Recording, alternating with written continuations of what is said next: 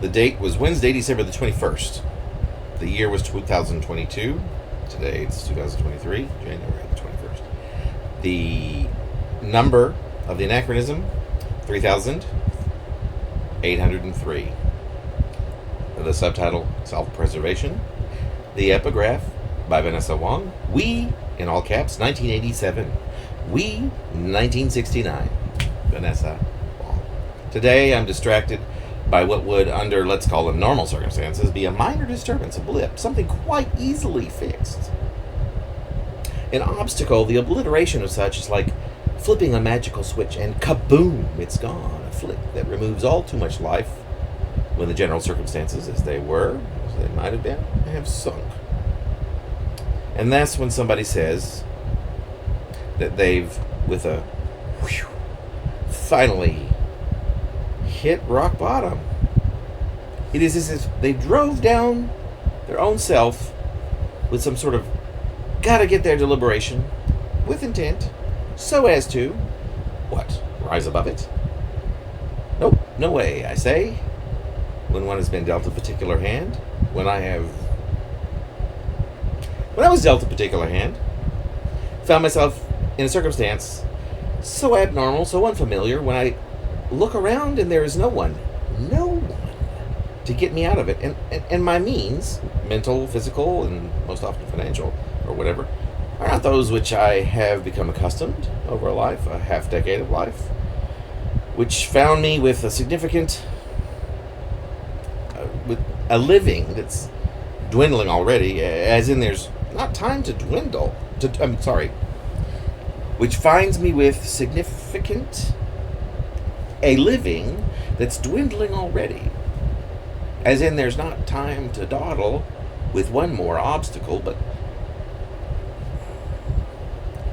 when I realized that a problem that would have been essentially solved with the snap of a finger now might take a year or two to get around or over, oh, how to disintegrate it so that I might find myself moving forward. Forward? Well, I mean, I suppose that in most cases I will determinedly, confusedly, and deliberately make my way past that obstacle. We'll solve the goddamn problem and move in that direction. I keep seeing us ahead toward the better, which becomes such a muddle to contemplate. This determining has so much time and yet no energy or mind to do anything except just do the work required to blow up whatever is keeping me from getting there, wherever there is.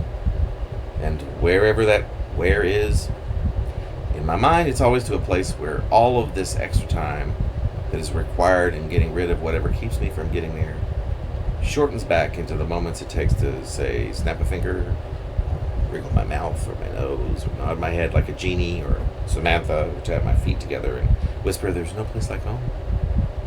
There's no place like home. There's no place like home."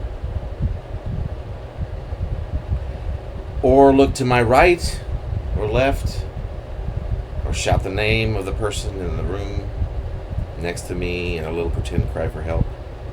But that sounds like fiction now, something I dreamed up to bide the time it takes to get through with such work that my entire being is a machine that is out of oil, needs a heart, is incessantly trying to drum up some courage. But from where? And the motivation to get beyond whatever it is that is in my past.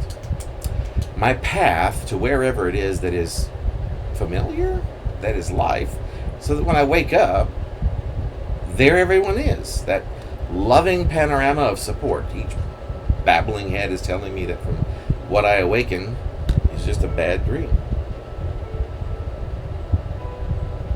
Just a bad dream. Speaking of waking up, my alarm's going off.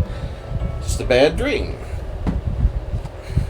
Life begins again, right?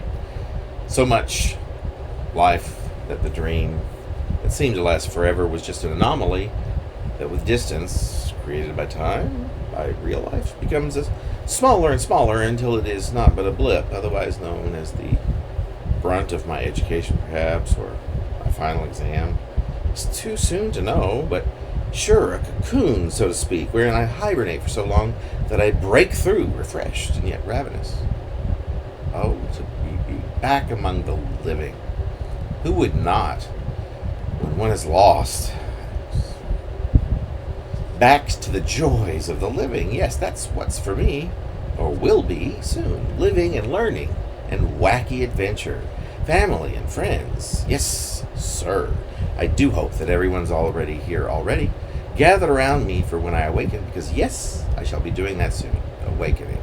But was it a beautiful dream, or was it not? And were you not there? And were you not there? And were you? And what about you? I can barely see as I open my eyes. You are there, but exactly who's you? Thankfully, these things will come back to me soon, in a windfall, of course, and all of these memories fuzz up the terror so much so that I just thought I had an adventure, but